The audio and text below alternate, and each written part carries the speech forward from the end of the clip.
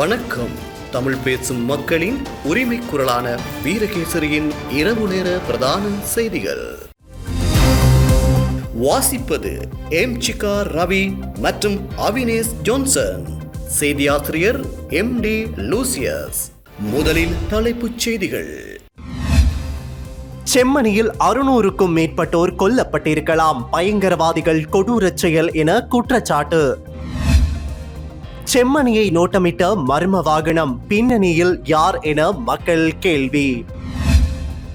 சர்ச்சைக்குரிய 323 கொள்கலன்கள், விசாரணை குழுவில் அம்பலமான தகவல், பாயப்போகும் சட்டம். கிழக்கிலிருந்து தென்பகுதிக்கு எடுத்து செல்லப்பட்ட சக்தி வாய்ந்த வெடிபொருள், சுற்றி வளைத்த போலீசார். இலங்கையில் இன்று முதல் கடுமையாகும் புதிய சட்டம், களத்தில் இறங்கிய அமைச்சர். சடுதியாக அதிகரிக்கப்பட்ட எரிபொருள் விலை, பேருந்து முச்சக்கர வண்டி கட்டணம் தொடர்பில் முக்கிய முடிவு. துபாயில் வேலை வாய்ப்பு, வீடியோவை பயன்படுத்தி செய்யப்பட்ட மோசடி அம்பலம், இலங்கையர்களுக்கு எச்சரிக்கை. மழையில் விளையாட ஆசைப்பட்ட 10 வயது மகன் கத்தியால் குத்திக் கொன்ற தந்தை. உள்நாட்டு செய்திகள். அது ஈழமண்ணின் உண்மையான பயங்கரவாதிகள் யார் என்பதை செம்மணி மனித புதைக்குழி இவ்வுலகிற்கு அம்பலப்படுத்திவிட்டது என்று தென்னிந்திய பிரபல இயக்குனரும் தமிழ் பேரரசு கட்சியின் நிறுவனர் வ. கௌதமன் தெரிவித்துள்ளார். செம்மணி மனித புதைக்குழி தொடர்பில் ஊடக அறிக்கை ஒன்றை வெளியிட்டு இதனை தெரிவித்துள்ளார். அந்த அறிக்கையில் செம்மணி சிந்துபாதி இந்து மயானத்தில் 2வது கட்ட அகழ்வு பணிகள் முன்னெடுக்கப்படுகின்றன. நேற்று வரையான அகழ்வுகளின் போது 35 எலும்புக்கூடுகள் மீட்கப்பட்டுள்ளன. மீட்கப்பட்ட பல எலும்புக்கூடுகள் கொடூர கொலை இடம்பெற்றதை ஆதாரப்படுத்துகின்றது. அதாவது தாய் ஒருவர் சேயை அணைத்தவாறு ஒரு எலும்புக்கூடு கண்டுபிடிக்கப்பட்டது. அத்துடன் சிறுவன் ஒருவனது எலும்புக்கூடானது புத்தக பையுடன் கண்டுபிடிக்கப்பட்டது. இந்த ஆதாரங்களானது கடந்த கால அரசுகளின் கோர முகத்தை வெளிப்படுத்துகிறது. குறித்த பகுதியானது யுத்த காலத்தில் இராணுவத்தினரின் கட்டுப்பாட்டிலேயே காணப்பட்டது. ஆகையால் அந்த பகுதிக்குள் இராணுவத்தினரை மீறி எவரும் உள்ளே செல்ல முடியாது. ஆகையால் இந்த கொடூர கொலைகளை இலங்கை இராணுவமே மேற்கொண்டிருக்கும் என்ற கருத்தில் ஐயம் இல்லை. இதுவரை 33 எலும்புக்கூடுகளே கண்டுபிடிக்கப்பட்டுள்ளன. குறித்த பகுதியில் 600க்கு மேற்பட்டோரது எலும்புக்கூடுகள் இருக்கலாம் என சந்தேகிக்கப்படுகிறது. மீட்கப்பட்ட 33 எலும்புக்கூடுகளிலேயே இத்தனை கொடூரங்கள் வெளிப்பட்டுள்ள நிலையில் மீதமுள்ள எலும்புக்கூடுகளில் இன்னமும் எத்தனை குரூரங்கள் இருக்குமோ என நினைக்கும் போது நெஞ்சம் பதைத்தது. யுத்தம் நிறைவுற்று 16 ஆண்டுகள் கழிந்துள்ள நிலையில் காணாமல் ஆக்கப்பட்டோரது உறவுகள் தொடர் போராட்டங்களை முன்னெடுத்து வருகின்றனர். போராட்டங்களில் ஈடுபட்ட பலர் தமது பிள்ளைகளுக்கு அல்லது தமது உறவுகளுக்கு என்ன நடந்தது என்று தெரியாமலே வயது மூப்பினாலும் பல்வேறு காரணங்களாலும் உயிரிழந்துள்ளார்கள். காணாமல் ஆக்கப்பட்ட தமது சொந்தங்களுக்கு என்ன நடந்தது என்ற விடயத்தையாவது ஏனைய உறவுகள் தமது வாழ்க்கை காலத்தில் தெரிந்து கொள்ள வேண்டும்.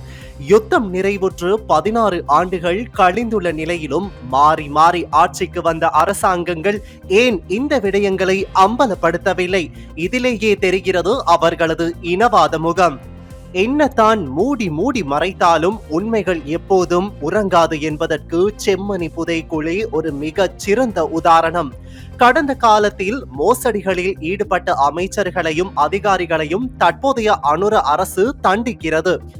அதனை நாங்கள் வரவேற்கின்றோம். ஆனால் இந்த செம்மணி புதைக்குழி விவகாரத்தில் அவர்களும் இனவாத கொள்கையில் செயற்படுகின்றார்களா அல்லது அனைத்து இனங்களையும் சமமாக வழி நடத்துகின்றார்களா என்ற விடயம் இனிவரும் அவர்களது செயற்பாட்டில் உறுதியாக தெரிய வரும்.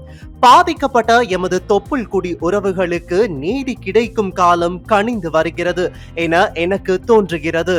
இதனை நல்ல வாய்ப்பாக பயன்படுத்தி சர்வதேச சமூகங்களும் புலம்பெயர் உறவுகளும் தமிழ் தேசியம் சார்ந்த கட்சிகளும் ஓரணியில் நின்று இலங்கை அரசாங்கத்தின் மீது ஆக்கப்பூர்வமான அழுத்தங்களை கொடுத்து பாதிக்கப்பட்ட எமது உறவுகளுக்கு நீதி கிடைப்பதற்கு வழி அமைக்க வேண்டும். பாதிக்கப்பட்ட உறவுகளுக்கான நீதி கிடைப்பதற்கு தொப்புள் கொடி உறவுகளாக நாம் எப்போதும் இறுக கைப்பற்றி தோளோடு தோள் நிற்போம்.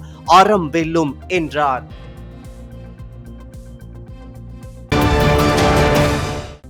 சர்ச்சைக்குரிய 323 கொள்கலன்கள் விடுவிக்கப்பட்ட சம்பவத்துடன் தொடர்புடைய அதிகாரிகள் மீது ஒழுக்காற்று மற்றும் சட்ட நடவடிக்கை எடுக்க தீர்மானித்துள்ளதாக போக்குவரத்து அமைச்சர் பிமல் ரத்நாயக்க தெரிவித்துள்ளார். இது தொடர்பில் செய்தியாளர்களிடம் கருத்து தெரிவித்த அமைச்சர், ජනාධිපතිතුමා කමිටුවෙන් තමයි මේ කියලා තියෙන්නේ. මෙතන නිදහස් කිරීමේදී යම් ගැටලුවක් කළා තියෙනවා. ඒ නිදහස් කිරීම පිළිබඳව පාර්ලිමේන්තුවට ඉදිරිපත් කළා ඒගොල්ලන්ගේ වාර්තා රේගු දෙපාර්තමේන්තුවේ නිර්දේශ. ඒ නිසා මට කියන්න තියෙන්නේ මේකයි. මිනිස්සුන් පැත්තෙන් නිලධාරිගේ පැත්තේ අඩුපාඩුකම් වෙන්න පුළුවන්. ඒ අඩුපාඩුකම් වලට විනයානුකූලව කටයුතු කරන්න පුළුවන් ආණ්ඩුවක් අපි හදලා තිබෙනවා. අද රටේ නීතිය ක්‍රියාත්මක වෙනවා. අද පොලිමේ පරණ දැවැන්ත හොරු ඇතුළට යනවා. ඉතින් පරණ දැවැන්ත හොරු ඇතුළට යද්දී නිලධාරීන් සම්බන්ධ අපිට විශේෂ ප්‍රශ්නයක් කොහොමත් නැහැ. ඒ නිසා බරපතල වැරදි කරන නිලධාරීන්ට දඬුවම් දෙයි. තියෙන දේ තමයි මේ එල්ලෙන්න වැලේ වැල් නැති ටීම් එක හඳුනාගත්ත එක තමයි මම හිතන්නේ මේකෙන් හොඳ මුල්.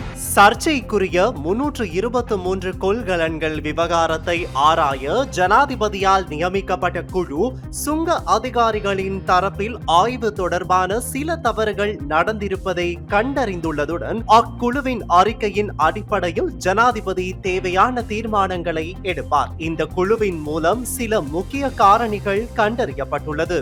அவற்றில் இலங்கை சுங்க தரப்பில் குறைபாடும் தவறும் ஒன்றாகும். இது தொடர்பில் சுங்க திணைக்கள அமைச்சரும் அமைச்சக செயலாளரும் தேவையான நடவடிக்கைகளை எடுப்பார்கள். மேலும் ஆதாரமற்ற குற்றச்சாட்டுகள் மற்றும் போலி செய்திகள் அடிப்படையில் இந்த பிரச்சனையை அரசியலாக்க முயற்சிக்கும் எதிர்க்கட்சிகளை அமைச்சர் ரத்நாயக்க சாடியுள்ளார். இதேவேளை சுங்க சோதனை இல்லாமல் விடுவிக்கப்பட்ட சந்தேகத்திற்குரிய 323 கொள்கலன்களின் உள்ளடக்கங்களை தன்னால் வெளியிட முடியும் என பாராளுமன்ற உறுப்பினர் அர்ச்சுனா ராமநாதன் தெரிவித்துள்ளார். கொள்கலன்கள் எங்கிருந்து வந்தன, எந்த நாட்டிலிருந்து வந்தன என்பதை முழுமையாக கூற முடியும் என்றும் அர்ச்சுனா தெரிவித்துள்ளமை குறிப்பிடத்தக்கது. 323 කන්ටේනර් එක ඇතුළේ මොනවද තිබ්බේ කියලා මට ලිස්ට් එකක් දෙන්න පුළුවන්. ඒ කොහාටද මොන රටින්ද මොන රටෙන් ගෙනාවේ කියලා මට ජර්මනි වලින් ඒගොල්ලෝ ඇවලා තියෙනවා. මම ඒක මගේ අහෙන් දැකලා තියෙනවා. හැබැයි ඒ ලිස්ට් එක දීලා මාව එම්බි ගම නැති කරලා හෙට ගිහලා මේ කුඩු කේස් එකට ඇතුළේ දාන්න නැහැ කියලා මට ඒගොල්ලෝට ඔප්පු කරන්න කියන්න මේ ගරු සභාපතිතුමා මම ඩිපියුටි ස්පීකර් මම ඒ අතටික මේ පාර්ලිමේන්තුවේ ටේබල් කරන්න.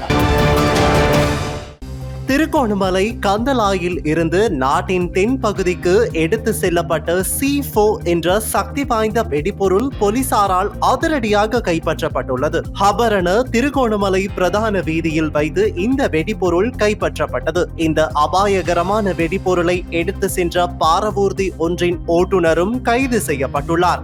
C4 என்ற சக்தி வாய்ந்த வெடிபொருள் இலங்கையில் தடை செய்யப்பட்ட ஒன்றாகும். இந்த நிலையில் குறித்த வெடிபொருள் எடுத்து செல்லப்பட்டதற்கான காரணம் இன்னும் வெளியாகவில்லை.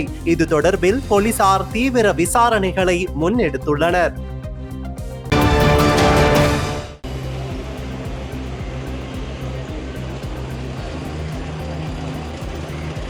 எதிர்வரும் செப்டம்பர் மாத தொடக்கத்தில் இருந்து அதிவேக நெடுஞ்சாலைகளில் இயக்கப்படும் அனைத்து பேருந்துகளிலும் பயணிகளுக்கு சீட் பெல்ட் அணிவதை கட்டாயமாக அரசாங்கம் முடிவு செய்துள்ளது. போக்குவரத்து, நெடுஞ்சாலைகள், துறைமுகங்கள் மற்றும் சிவில் விமான போக்குவரத்து அமைச்சர் பிமல் ரத்நாயக்க இன்று காலை கொழும்பு மத்திய பேருந்து நிலையத்தின் ஆய்வு பயணத்தில் பங்கேற்ற போது இந்த விடயத்தை கூறினார். வீதி விபத்துகளில் அதிக எண்ணிக்கையிலான உயிர்கள் இழக்கப்படும் அந்த சூழ்நிலையை தவிர்ப்பதற்காக இந்த முடிவு எடுக்கப்பட்டுள்ளது. அதிவேக நெடுஞ்சாலைகளில் இயக்கப்படும் இலகுரக வாகனங்களின் பின் இருக்கைகளில் பயணிப்பவர்கள் சீட் பெல்ட் அணிவதும் கட்டாயம் என்று அமைச்சர் தெரிவித்தார். අද ඉඳලා ජූලි 1 වෙනිදා සෑම බස් රථයකම අපි අනිවාර්ය කරලා තිබෙනවා රියදුරු මහත්තුරුන්ට සීට් බෙල්ට් එක පාවිච්චි කරන එක. ඊට පස්සේ බලාපොරොත්තු වෙන අධිවේගී මාර්ගයේ යන බස්වල සියලු මගීන්ටත් සැප්තැම්බර් මාසේ මුල ඉඳලා වගේ දිනවක් වානුවට කියනවා කියලාටත් කියලා තියෙන්නේ අනිවාර්ය කරන්න. මොකද අතිවිශාල මරණ ප්‍රමාණයක් සිද්ධ වෙනවා ලංකාවේ අනතුරු නිසා. ඒක සෑහෙන ප්‍රමාණයක් අඩු කරගන්න පුළුවන් සීට් බෙල්ට් පාවිච්චි කරනවා. 2011 முதல் சீட் பெல்ட் அணிவது கட்டாயமாக்கப்பட்டுள்ளது. இலகுரக வாகனங்களுக்கு இந்த சட்டம் ஓரளவு அமல்படுத்தப்பட்டாலும் லாரிகள் மற்றும் பேருந்துகள் சட்டத்தை மீறி வருகின்றன. எனவே இன்று முதல் பேருந்துகள் மற்றும் லாரிகளுக்கும் சீட் பெல்ட் அணிவது கட்டாயமாகும் என்றும் அமைச்சர் தெரிவித்தார். இன்று முதல் பஸ் மற்றும் லாரி சாரதிகள் சீட் பெல்ட் அணிவது கட்டாயமாகும் என்றும் அமைச்சர் கூறினார். அவ்வாறு செய்யாத சாரதிகள் மீது சட்டம் கடுமையாக அமல்படுத்தப்படும் என்று தெரிவித்தார். අපි නීතිය ක්‍රියාත්මක කරනවා. අපි පොලිසියට දැනුවත් කරනවා. මේක මොකද අපිට අතිතරම් දැනුවත් කරා. ඒ නිසා පොලිසියට අපි ඉස්සරහට ගන්න බලාපොරොත්තු වෙනවා. තව සතියක් දෙකක් බලලා මේකට වේගෙන් හැඩ ගහන්නේ නැහැ. මොකද 아무තෝ දෙයක් අපි එන්ජින් එකක් තියෙන කියනවා නෙමෙයි. නේද? අපි එන්ජින් එකක් තියන්න කියනවා නෙමෙයි.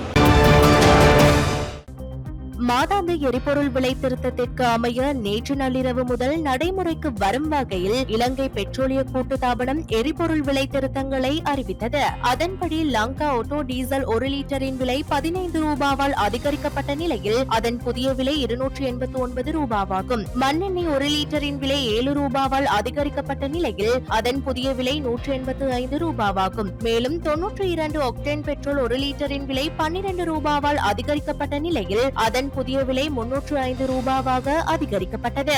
எரிபொருட்களின் விலைகள் அதிகரிக்கப்பட்டதை தொடர்ந்து பல பொருட்களின் விலைகள் அதிகரிக்கப்படும் சாத்தியம் காணப்படுவதாக பொருளாதார நிபுணர்கள் எச்சரித்துள்ளனர். இதே நேரம் எரிபொருள் விலை சூத்திரத்தை பயன்படுத்திய பிறகும் இந்த நேரத்தில் பேருந்து கட்டணங்களை திருத்த வேண்டிய அவசியமில்லை என்று விமல் ரத்நாயக்க உறுதிப்படுத்தினார். ඔබ දන්නවා ඊයේ ඉන්ධන මිල වෙනස් වුණා. ඊට අනුව අපි අලුතෙන් සූත්‍රයට ගලපලා හදලා තිබෙනවා.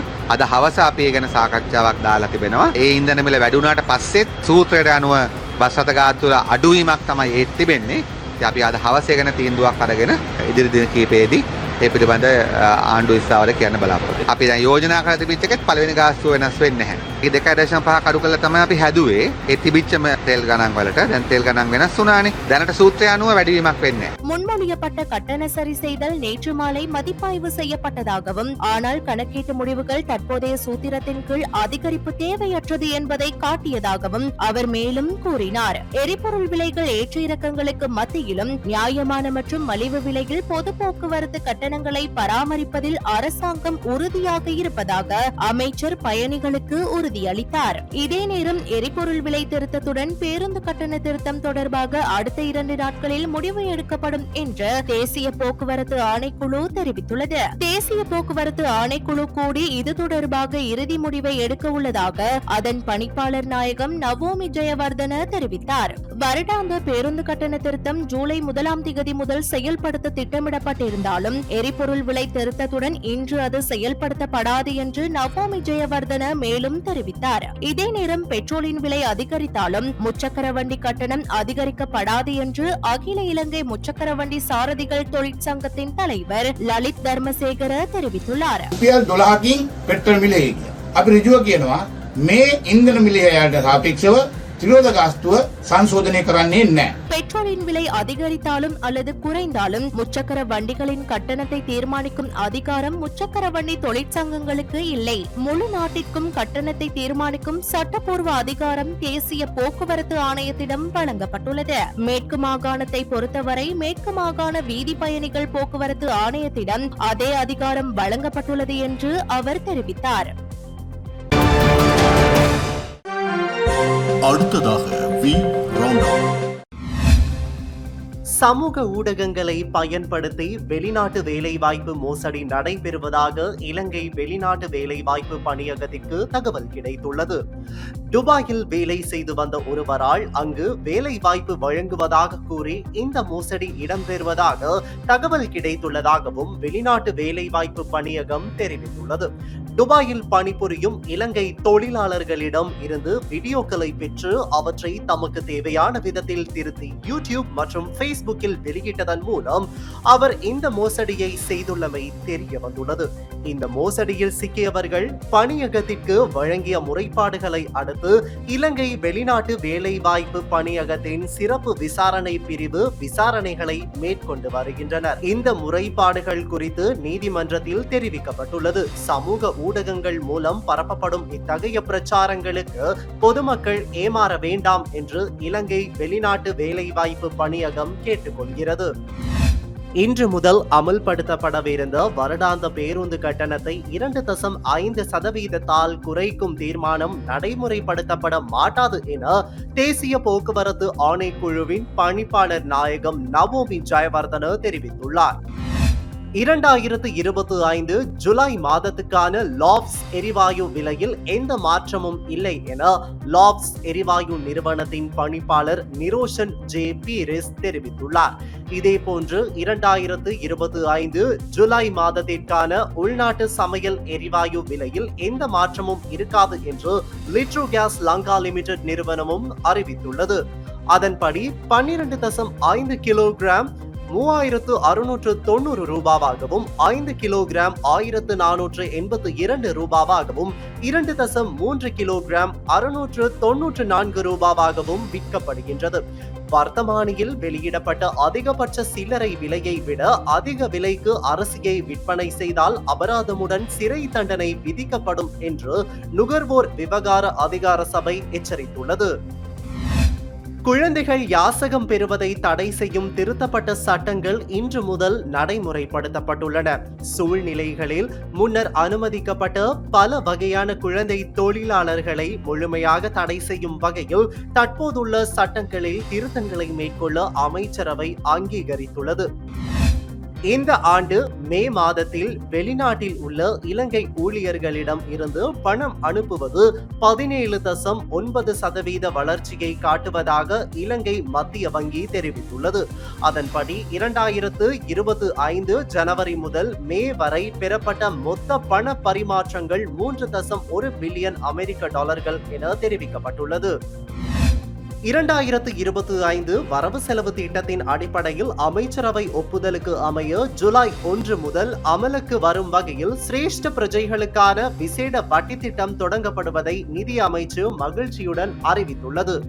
இந்த திட்டம் இலங்கையில் உள்ள சிரேஷ்ட பிரஜைகளின் நிலையான வைப்புகளுக்கு மேம்பட்ட வருமானத்தை வழங்குவதன் மூலம் கூடுதல் நிதி ஆதரவை வழங்குவதை நோக்கமாக கொண்டுள்ளது. இந்தியாவின் ஹிமாச்சல பிரதேசத்தில் கனமழையால் 23 பேர் உயிரிழந்ததாக அந்த நாட்டு செய்திகள் தெரிவிக்கின்றன. இந்நிலையில் ஹிமாச்சல பிரதேச மாநிலத்தில் 10 மாவட்டங்களுக்கு சிவப்பு எச்சரிக்கை விடுக்கப்பட்டுள்ளது. வணங்காமன் மறுவாழ்வு கழகம் பெருமையுடன் நடாத்திய வடக்கு கிழக்கு இணைந்த வணங்காமன் வெற்றி கிண்ணம் 2025 ஆண்டுக்கான மாபெரும் கிளித்தட்டு போட்டியானது நேற்று முன்தினம் முல்லைத்தீவில் சிறப்புற இடம்பெற்றிருந்தது. இறுதிப் போட்டியில் யாழ் மாவட்ட ஏ அணியும் கிளிநொச்சி மாவட்ட ஆதவன் அணியும் பல பரீட்சையில் ஈடுபட்டிருந்தன. விறுவிறுப்பாக இடம்பெற்ற போட்டியில் 4-3 என்ற ரீதியில் 4 பழங்களை எடுத்த யாழ் அணியினர் வெற்றியை தமதாக்கிக் கொண்டனர். யார் வெற்றி பெறுவது என்பதை தீர்மானிக்க மோதிக்கொண்டிருக்கிறார்கள். இந்த பெரும்பான்மையில் எந்த அணி வெற்றி பெற போகிறார்கள் என்பதை நாம் பொறுத்திருந்து பார்க்கலாம்.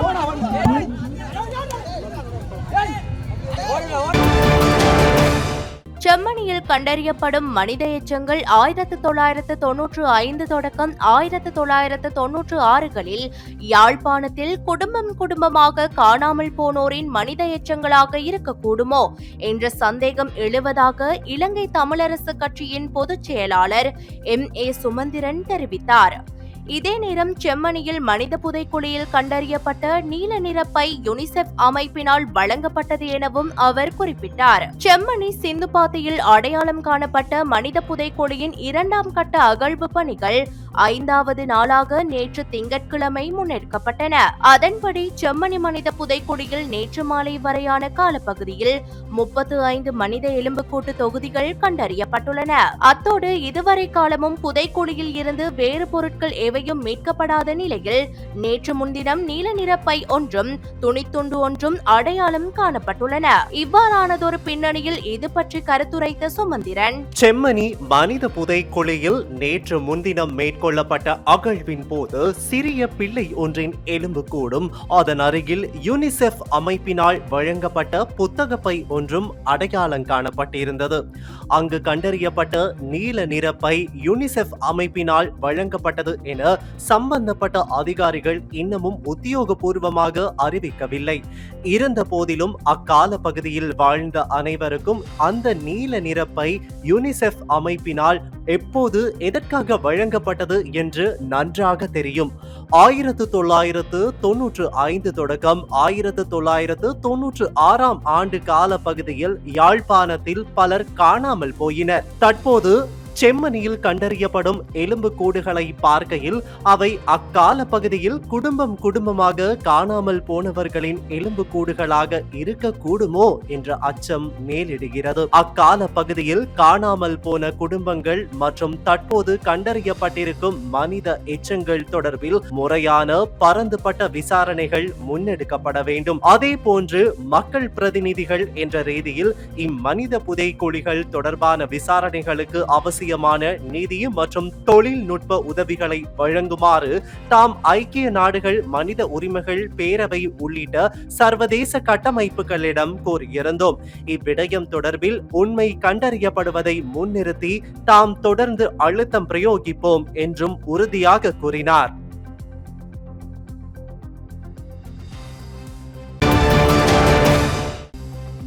செம்மணி மனித புதைக்குழியில் 2வது கட்ட அகழ்வு பணிகள் முன்னெடுக்கப்படுகின்றன. நேற்று வரை குறித்த புதைக்குழியில் 35 மனித எலும்புக்கூடுகள் கண்டுபிடிக்கப்பட்டுள்ளன. இவ்வாறான சூழ்நிலையில் நேற்று முன்தினம் மர்ம வாகனம் ஒன்று செம்மணியை நோட்டமிடுவதை அவதானிக்க முடிந்தது. சிங்கள எழுத்துக்களுடன் 5049 என்ற வாகன இலக்க தகடு பொருத்தப்பட்ட வாகனமே இவ்வாறு நோட்டமிட்டதை அவதானிக்க முடிந்தது. குறித்த வாகனத்தில் வந்தது யார்? மயானத்தின் ஒழுங்கைக்குள் சென்று அகழ்வு பகுதியை ஏன் நோட்டமிட வேண்டும் என்ற கேள்வி மக்கள் மத்தியில் எழுந்துள்ளது.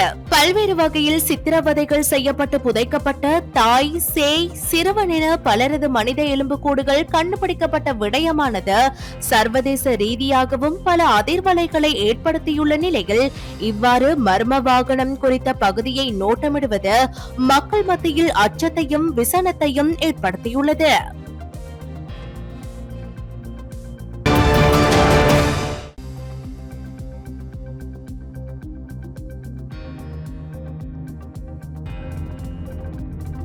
சமூக வலைதளங்களிலும் பொதுவெளியிலும் செம்மணி மனித புதைக்குழி தொடர்பான செயற்கை படங்களை பரப்புவதை தவிர்த்து கொள்ள வேண்டும். எதிர்வரும் காலத்தில் தொடர்ந்து இவ்வாறான படங்கள் பகிரப்படுமாக இருந்தால் குற்றவியல் விசாரணைகளை இடையூறு செய்தார் என்ற அடிப்படையிலும், நிலுவையில் உள்ள வழக்கில் நீதிமன்றை அவமதித்தார் என்ற அடிப்படையிலும் சட்ட ரீதியான நடவடிக்கை எடுக்கப்படும் என சட்டத்தரணி ராணிதா ஞானராஜா தெரிவித்தார். அகழ்வாராய்ச்சி பணிகள் தொடர்பாக நேற்று ஊடகங்களுக்கு கருத்து தெரிவித்த போதே இதனை தெரிவித்த அவர், இந்த புதைகுழியில அகழ்ந்தெடுக்கப்படுகின்ற எலும்புகளினுடைய உருவ மாதிரிகளை வச்சு ஏஐ ஜெனரேட்டட் ஆர்டிஃபிஷியல் இன்டெலிஜென்ஸ் சம்பந்தமான ஜெனரேஷனோட வந்து பிழையான விதத்தில் படங்கள் வந்து சமூக வலைத்தளங்கள்லையும் அதே நேரத்தில் பொதுவான தகவல் வழியிலையும் வந்து பரப்பப்பட்டுக்கின்றிருக்குது. இந்த அடிப்படையில் இது ஒரு குற்றவியல் விசாரணை நடவடிக்கைக்குள்ளால் நீதிமன்ற நடவடிக்கைக்குள்ளால் போகிற விஷயம் என்றதோட இப்படியான பிழையான விடயங்களை வந்து சமூக வலைத்தளங்கள்லையும் பொதுவான தரவு தளத்திலையும் வந்து நீங்கள் வெளியிடுற விஷயங்கள்ன்றது வந்து குற்றவியல் விசாரணைக்கு வந்து தடையை ஏற்படுத்துகிற ஒன்று ஆக முடிகிறதோட பாதிக்கப்பட்டவர் தரப்பில் வந்து கவனம் செலுத்தப்படுது. அவர்களில் இருக்கிற அக்கறை என்னென்னா, தங்களுடைய உண்மையான பாதிக்கப்பட்ட நபர்களினுடைய உருவ அடையாளங்கள் வந்து மாட்டுப்படுறதுக்கான ஒரு வாய்ப்பு இருக்குமா, அல்லது இந்த வழக்கை வந்து பிழையான விதத்தில் கொண்டு போகிறதுக்கான ஒரு உத்தியாக இதை கையாளுறாங்களா என்ற ஒரு ஐயப்பாடு தோண்டி இருக்குது.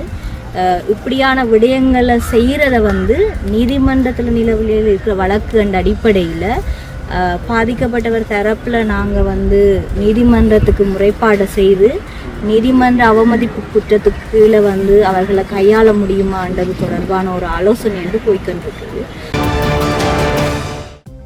முன்னாள் அமைச்சர் நிமல் சிறிபாலடி சில்வாவின் பொரலை வீட்டில் பணிப்பெண் ஒருவர் லிப்டில் சிக்கி உயிரிழந்துள்ளார். 68 வயதுடைய பெண் ஒருவரே இவ்வாறு உயிரிழந்துள்ளார் என பொரலை போலீசார் தெரிவித்துள்ளனர். வீட்டிற்கு வெளியே அமைந்துள்ள லிப்டில் தரை தளத்திலிருந்து மேல் தளத்திற்கு செல்லும் போது இந்த சம்பவம் இடம்பெற்றுள்ளது. அவர் தனது தலையை வெளியே நீட்டியவாறு சென்றதால் கான்கிரீட் தூணில் தலை மோதி இந்த மரணம் நிகழ்ந்திருக்கலாம் என போலீசார் சந்தேகிக்கின்றனர்.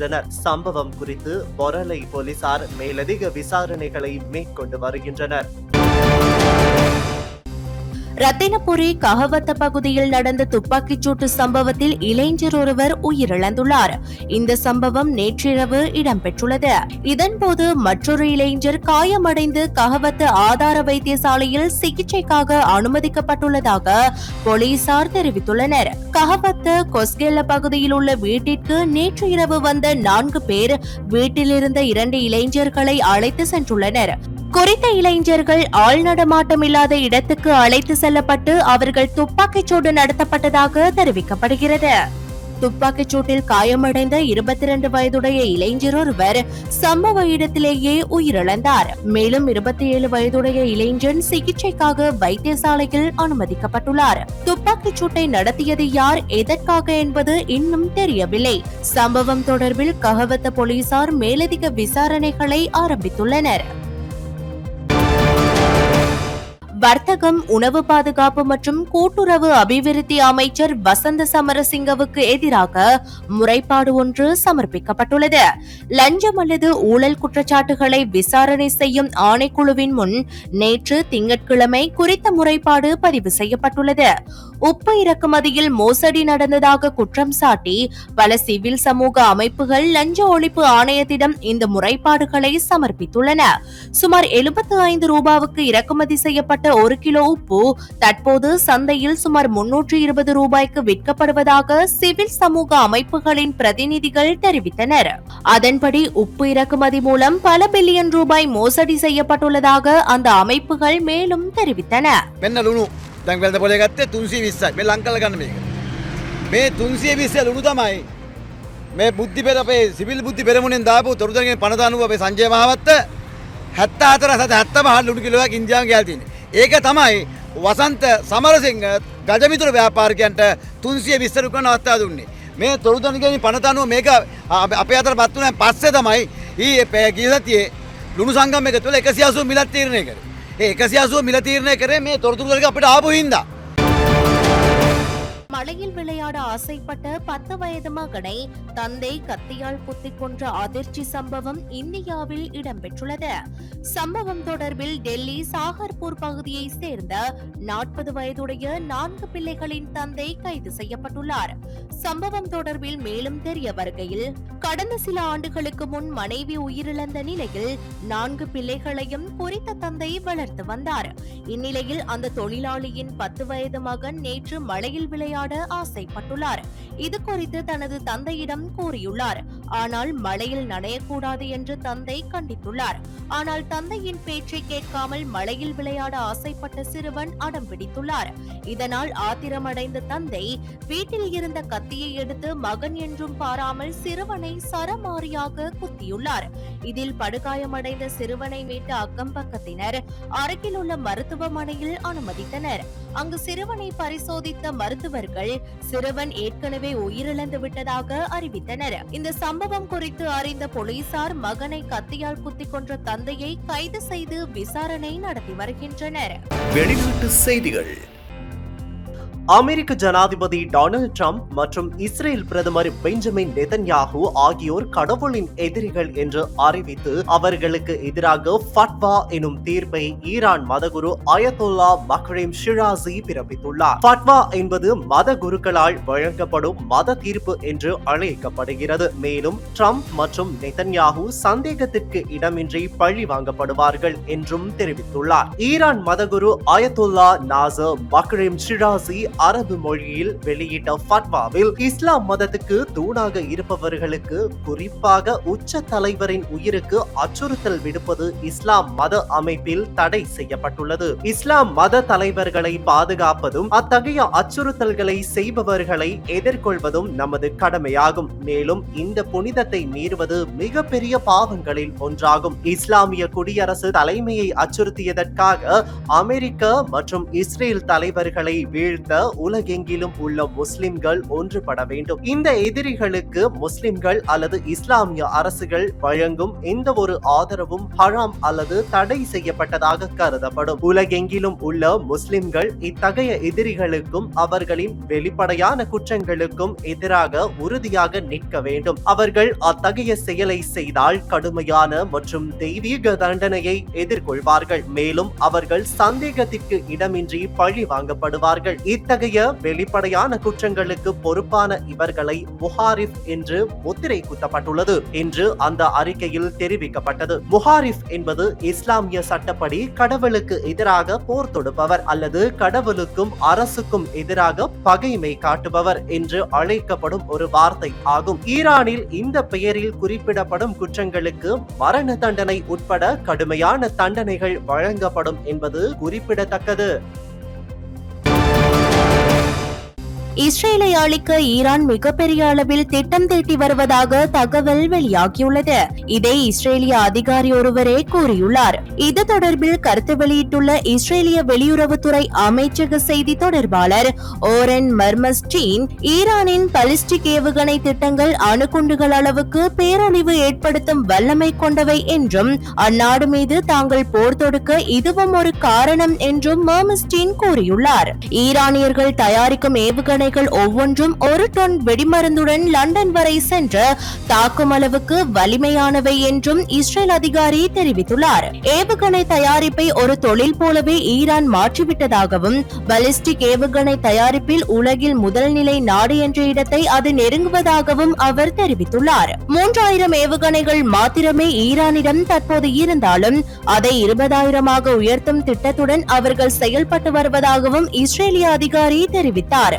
ஈரானிடம் 9 அணுகுண்டுகள் தயாரிக்கும் அளவுக்கு செறிவூட்டப்பட்ட யுரேனியம் உள்ளதாகவும் மர்மஸ்டீன் கூறியுள்ளார். அணுகுண்டுகள், ஏவுகணைகள், படைபலங்கள் கொண்டு உள்ளே ஊடுருவி தாக்குதல் ஆகிய 3 முறைகளில் இஸ்ரேலை அழிக்க ஈரான் திட்டம் தீட்டியுள்ளதாகவும் மர்மஸ்டீன் கூறியுள்ளார். மறுபுறம் ஈரான் ஏவுகணை தாக்குதலில் இருந்து இஸ்ரேலை பாதுகாக்க அமெரிக்கா 35,000 கோடி ரூபாயை செலவிட்டுள்ளதாக தகவல் வெளியாகியுள்ளது. இஸ்ரேலை நோக்கி ஈரான் ஏவிய ஏவுகணைகளை அமெரிக்கா தாட் ஏவுகணைகள் மூலம் இடைமறித்தது. இதற்காக அமெரிக்கா அன்னளவாக 60 முதல் 80 ஏவுகணைகளை ஏவியிருக்கலாம் என கணக்கிடப்படுகிறது. ஒரு தாட் ஏவுகணையை தயாரிக்க இலங்கை மதிப்பில் 125 கோடி செலவாகும் என கூறப்படுகிறது. அதன்படி இஸ்ரேலை பாதுகாக்க அமெரிக்கா சுமார் 10,437 கோடி ரூபாய் செலவிட்டுள்ளது. அமெரிக்கா தன்னிடம் இருந்த மொத்த தாட் ஏவுகணைகளில் 20% பயன்படுத்தியிருப்பது குறிப்பிடத்தக்கது. இன்றைய நாணய மாற்று விகிதம்